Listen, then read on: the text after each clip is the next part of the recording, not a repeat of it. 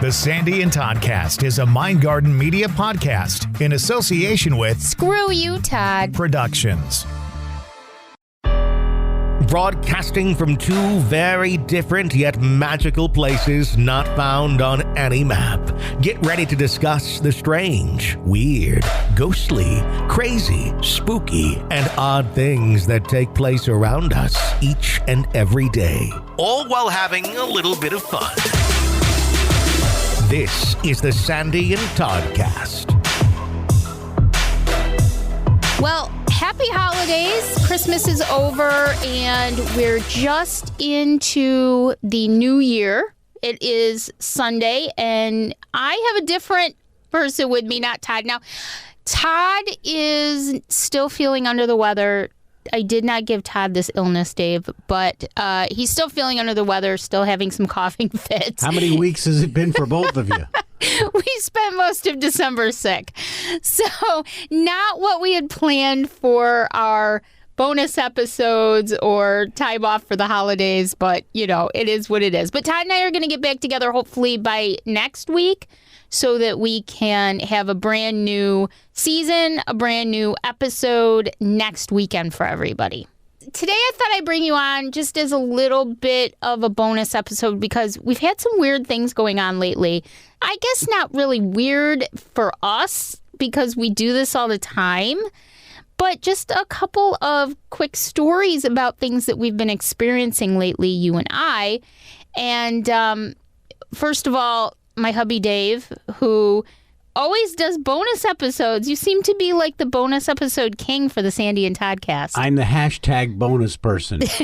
That's right, bonus boy Dave. But I'll start with a little background. We used to just drive through an occasional cemetery just because of the beauty of them and even more the history of them. Right. We just kind of felt like it was driving through a museum because there's so much history in them, especially in the older ones. And we would just stop and read an occasional stone. And sometimes, even just in a little bit of tidbit of information, we'd get a lot of history out of it. So it was just like a museum to us. Yeah, and we've always been big history people. We have both traced our roots, or as much as we possibly could so far. There's a lot more left to do. But we've both been able to trace our families, our ancestry, and had some cool things with that. And I don't even know how this started, but maybe a couple of years ago, we started bringing some of our equipment to the cemeteries. Now, it's important to understand that I am not a fan of investigating cemeteries per se. I'm not a big fan of bringing a crew in and, you know, setting up cameras and equipment in the middle of a cemetery. I'm not a fan of that. Some people are. That. No, we haven't done that. Some people are. Our approach is much more personal and inviting, I think. And we care. We care about these people. We care about their lives. We want to keep their memories alive. And by telling their stories, it helps to keep their memories alive because in the end, really all we have are stories and memories. And a lot of times when we go to them, we try to, again, go to something that draws us historically. It might be the time. It might be an inscription. It's not just something random. And I know you often think of it, nothing really is random. No, nothing is random. And again, because of the fact that I have some abilities, I tend to go to cemeteries and just stop where I'm drawn, to whoever I'm drawn to. And so far we've had some great luck. It's almost like they called to me. They're like, hey, stop here because I want to talk and I have a story to tell. Sometimes we'll stop at a grave and we get nothing. We get absolutely nothing. But sometimes we stop and we get some amazing things. Case in point, the Guzmans at Oakwood Cemetery in Syracuse. We've actually stopped to communicate, interact with them several times. They know us now. They interact back with us. We had an EVP from them. We have our equipment responding to us. So you sort of build a rapport. And it's also important to say, in my experience, I can only speak from my experience, but in my experience, there is no one bound physically to a location. The only thing that binds a spirit to a location, in my experience, is their own doing, their own psychological doing, either their own happiness, sadness, fear, anxiety, anger, that keeps them there. And so I do believe that they can come and go at will. I don't believe that the spirits we encounter in cemeteries are always there.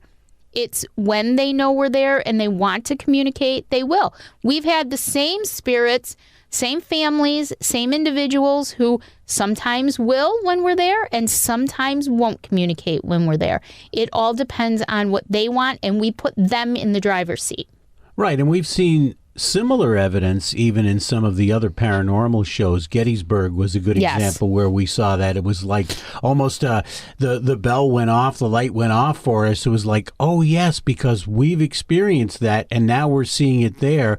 So that really made sense when we saw that on TV. Without a doubt. Without a doubt. And it's interesting, like speaking of Gettysburg, Deej from Digging with Deej and I met for the first time in Gettysburg last summer. She's in Michigan and we're in New York. And we met in Gettysburg and we actually had an amazing experience at Sachs Bridge with K2 meters, digital recorders. We actually communicated with a soldier that had been hung on the bridge. And it was fascinating. And it was, I was very grateful because he chose us to communicate with. And you have to look at it with nothing but respect and thankfulness that they are allowing us to communicate with them to tell their stories. There's a lot of those examples that we've had. We were listening to some audio just earlier, and it's just amazing to me that there are responses almost everywhere we go. Well, let's talk a little bit about that experience because this was a cool one. Back in November, you and I and our dog Spike traveled up to Saranac Lake, New York for a long weekend. Our friends and members of APS, Adirondack Park Paranormal Society, are based up there. And we were there. I was there for a metaphysical fair that our Christina Bloom had put on. And we stayed in an old cure cottage. Now, back in March, we went up there and it was a 2-weekend event. We did 1 weekend. We went up to Trudeau Sanatorium, the former Trudeau Sanatorium, and we investigated.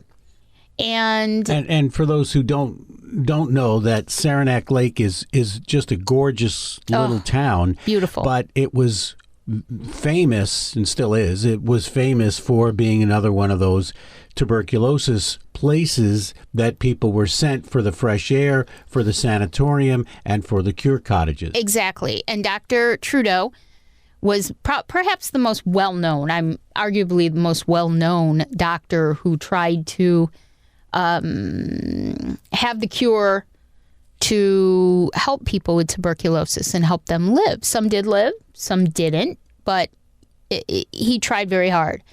And over the years, what happened was the whole tuberculosis industry sort of took over Saranac Lake, and people realized that they could make money by opening up their homes because there were more people than room in these tuberculosis hospitals, sanatoriums.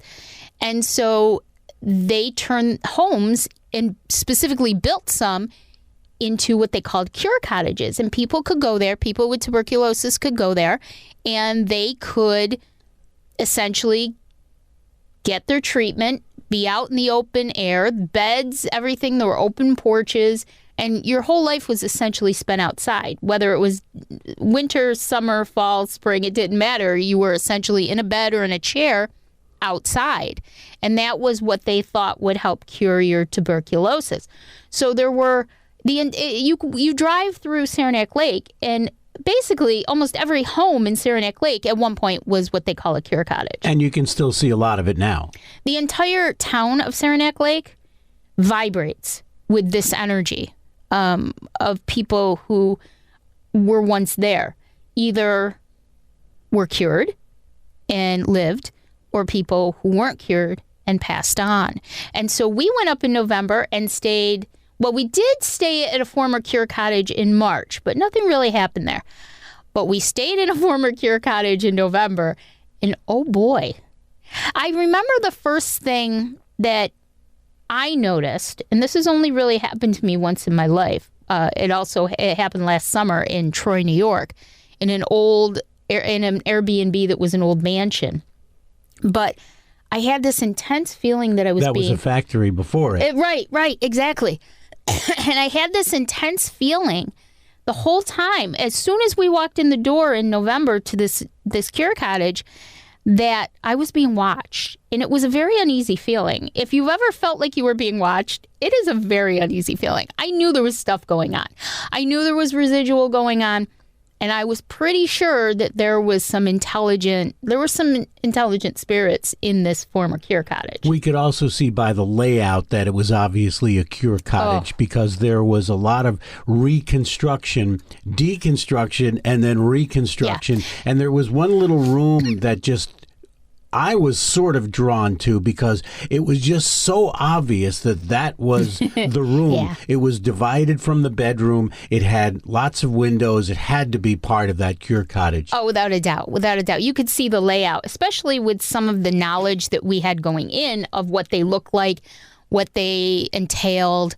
And so cure cottages were in existence for about 50 years. Most of them were built around the end of the 1800s, turn of the century, and they were moneymakers for the town until around the early 50s when antibiotics were discovered and TB could be treated with antibiotics. And so then people would take those cure cottages and turn them back into private homes or private apartments so that they could make money that way. And so it was really interesting because we had brought our equipment because we knew where we were going to be staying. And some of these cure cottages are actually on the National Register of Historic Places. So they're well documented. We knew going in that this was a former cure cottage. And so the first night, Friday night, we set up some equipment. And tell everybody what happened with the equipment, because as soon as I said Dr. Trudeau's name, things started happening. We were just amazed right off the bat. We got, what would we get, hospital after that? We got medical. Oh, medical. We were using the Tempest, which the Tempest is sort of like the Ovilus for anybody who has watched the ghost hunting shows, some of the original ghost hunting shows, the Ovilus. What it does is it takes, it reads the temperature, it takes different readings from the atmosphere and turns them into words. The idea is that the spirits can manipulate it so that they can form words. And there's thousands upon thousands of words and phrases that are in this. So when you get something that actually truly makes sense, you're like, oh my goodness. So as soon as I said Dr. Trudeau's name, the word medical comes up on the Tempest. And at the same time, my Mel meter / REM pod, they're all one, starts going off. And it was really wild. And so that's when we knew for sure that there was some intelligence, because it's just too much of a coincidence.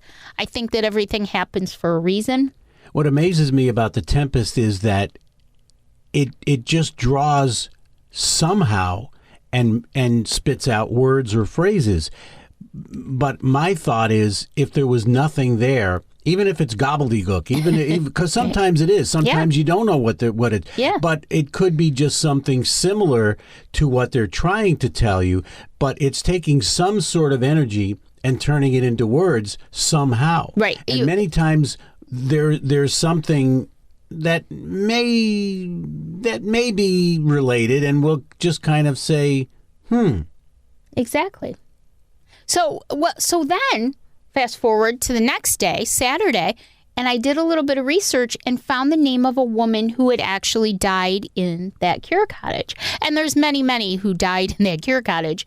However, this was one specific person. So the second night, we actually went into that room that you were drawn to, and we did an EVP session that night. Now, that was a little quieter as far as equipment, but I still have to go through that audio. But I started going through the audio from Friday night, just a little while ago.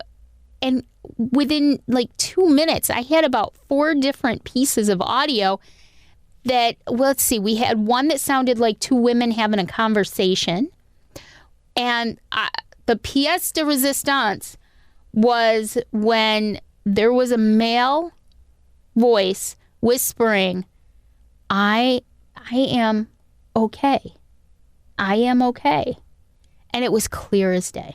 And there was even a little gap between the O and the K, Yeah. almost to get emphasis out of it. And at the time, Sandy was just explaining what she was setting up in the way of equipment.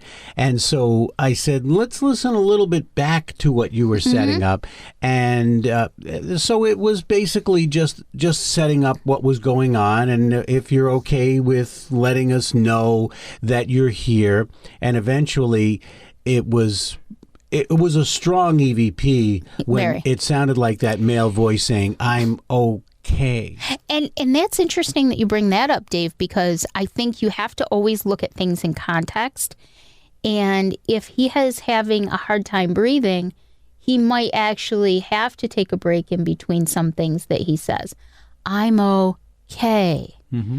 You know, that catching your breath type of thing. And that's kind of what it sounded like. Well, we also don't know if they asked that question many Right. times back then. Are you okay? How are you doing? Are you okay? And so he may just have been a little annoyed with saying, I'm okay. Which also... Because we got another one later on with emphasis as well. Exactly. And so that brings up an interesting point, too. Is it residual? Is it intelligent? I'm leaning towards residual only because that to me is something. I didn't specifically say, are you okay? Right. Or how are you? That to me sounds more residual. Like you said, if somebody's asking several times a day, how are you? Are you okay? I'm okay. Right. Or the two women having the conversation would be something that was going on at that particular time. Right. And you were mostly discussing the equipment. Right. And because we always do that. We talk about the equipment so that it's safe for someone on the paranormal side to come and join us or to touch Exactly. or to go near the equipment. So we always set that up. And what I'm going to do is I'm going to put that EVP right in this episode right here. There's some different things that you can do. This black box in my hand, you can come and touch that, hold on to it. How amazing was that? We listened to it loud, we listened to it low, and it was really something. It's definitely not us, and it certainly wasn't Spike. So that was really, really cool. I have some more to listen to, but I think that's really neat. The other thing we wanted to talk about was at night. So the second night that we were there, I left the digital recorder running. And at the beginning, you can hear us moving around. You can hear us talking, going back and forth. It was without a doubt us. And over the course of the night, some really strange things are going on that we can't explain. For example, at the end of the audio, you can hear a dog barking. You can hear some voices. We were able to debunk that as being people downstairs. Right, because especially what set that up for us was, you know how when you double click your remote for your car, you get the honk? Right. So we heard that, then we heard a door, then a little movement, then a door. So we knew that anything right after that was not going to be anything but them. Right, and we could really debunk it and just put it aside. However, in the middle of the night, we were getting some really strange things. We were getting knocks that didn't sound like they would be normal house sounds at night. And they were all different. And they were all different. We had 3 in a row, and I said, that one just sounds like a clunk.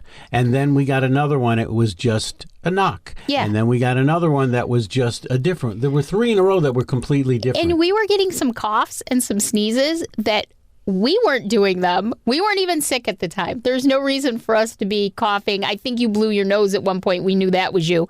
But other than that, there was no reason for a cough or a sneeze. And I don't remember ever hearing in any of the audio that we've done the one where there were like 3 different things. It sounded like maybe something was moving. Yeah, well, that's a big one because that came twice so far in the audio that we were listening to, the overnight audio.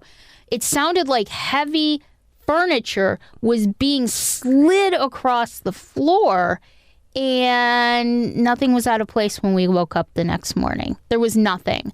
My thought, again in context, was that it was either chairs or beds being moved at the time across to the porch, because those are heavier furniture objects. And again, residual, but there was a lot of dragging going on, a lot of sliding going on. Yeah, scraping. And then there was the one with the footsteps. Oh, and then we had footsteps going up and down the stairs. Now, we were on the second floor, and there was actually a little efficiency type apartment in the attic. There was nobody booked for that weekend. So the stairs were essentially just ours to have.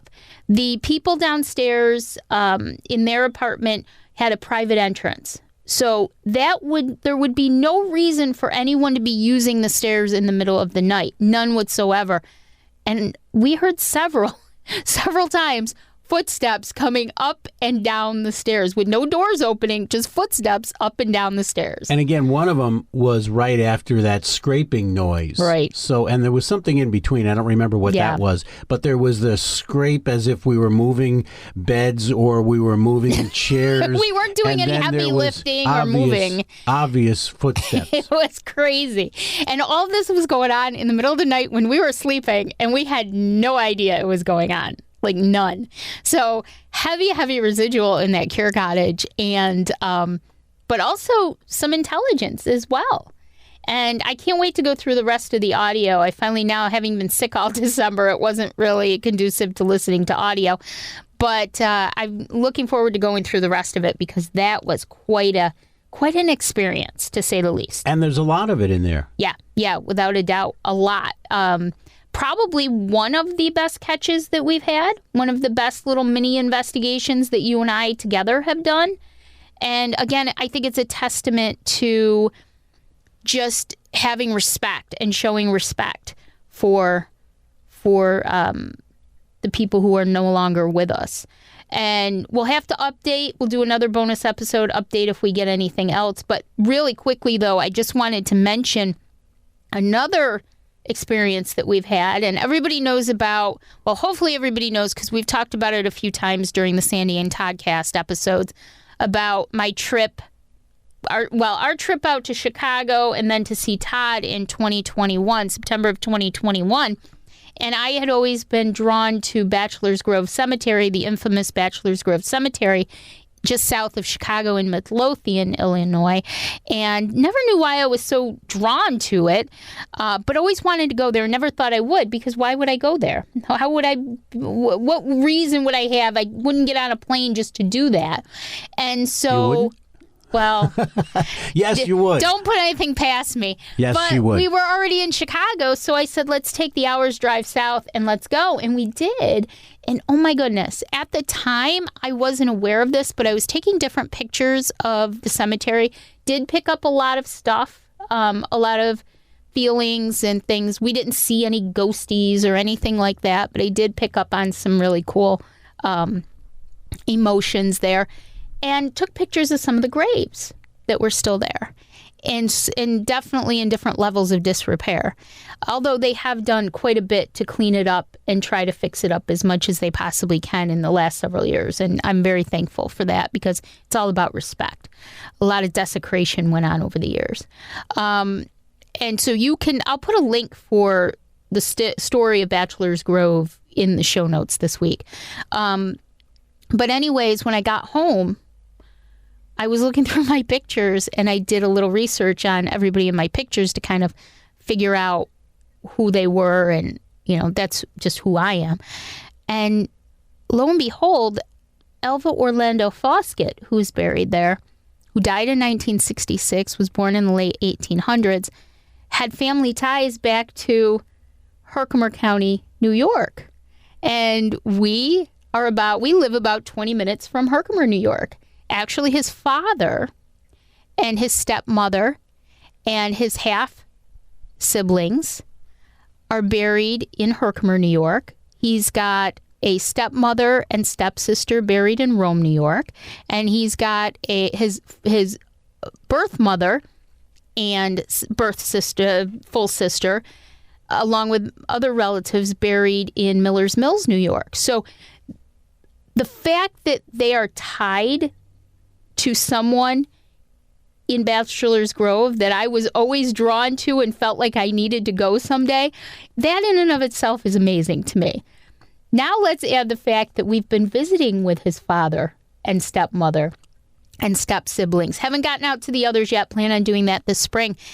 And we've actually been communicating with them as well. And we've brought them flowers a couple of times. Brought them flowers. And we just sit and talk almost as if we're family, because that's the transition that I mentioned early on, how it sort of began with just going to some of these cemeteries just sort of as a drive-through museum feel, as I mentioned a couple of times when we would do it. And then it's become almost they're part of our kin. Yeah, they are. And they actually communicate back with us. Now, the first time we visited, we actually communicated with Alva's father, Vitor Milo Foskett. And this time, we communicated with his stepmother, Ella.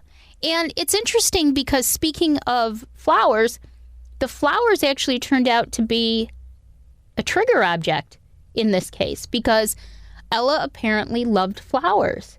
And so she came forward to communicate and speak with us very strongly, incredibly strongly, because she was happy that there were flowers on the grave. And I thought that that was so incredibly cool. I did take video. Important to note that whenever I take video, some people will say, well, make sure you put it on airplane mode. So it was on airplane mode. All of my videos are on airplane mode.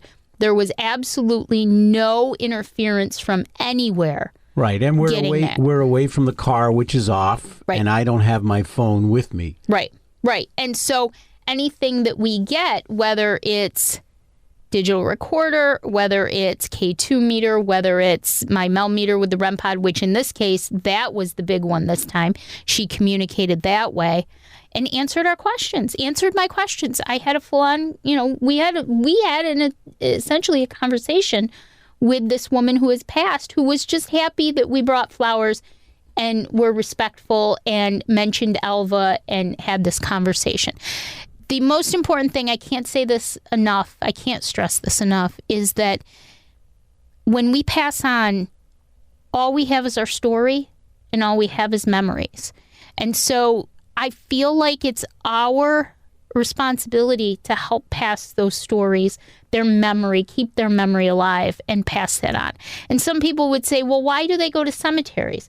Because if you think about it, their stones with their name, their date of birth, any epitaph, their family members, that's really today the only record left of their existence.